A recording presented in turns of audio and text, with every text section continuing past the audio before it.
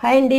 ఒక రైతన్న 3 నెలలు అహర్నిశలు కష్టపడి రాత్రనక, పగలనక, ఎండనక, వాననక రోగాలు, నొప్పులు సైతం లెక్క చేయకుండా ఎన్నో చీడపీడలను సైతం ఎదిరించి, ప్రకృతి నుంచి వచ్చే ఎన్నో వైపరీత్యాలను సైతం ఎదిరించి, ఒకానొక పరిస్థితిలో పెళ్ళాం మెడలో ఉన్న పుస్తల తాడుతో సహా తాకట్టు పెట్టి, డబ్బులు తెచ్చి, పెట్టుబడి పెట్టి, మంచిగా పంటలు పండించి, కోటి ఆశలతో మార్కెట్‌లకి తీసుకెళ్తే, అక్కడున్న ధర చూస్తే రైతులు నిరాశ చెందే పరిస్థితిలో ఉన్నారండి.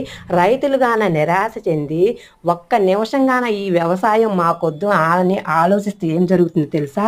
100% టెక్నాలజీ ఉన్న ఒక ఇంజినీర్ కానా ఈ దేశం గురించి, ఈ రాష్ట్రం గురించి నేనెందుకు ఆలోచించాలి అనుకుంటే మనం ఎంత టెక్నాలజీని కోల్పోతామో, అలాగే ఒక రైతుగాన వ్యవసాయం వదిలేయాలి అని అనుకుంటే ఎంతో మందిని అన్యాయంగా చచ్చిపోతామండి.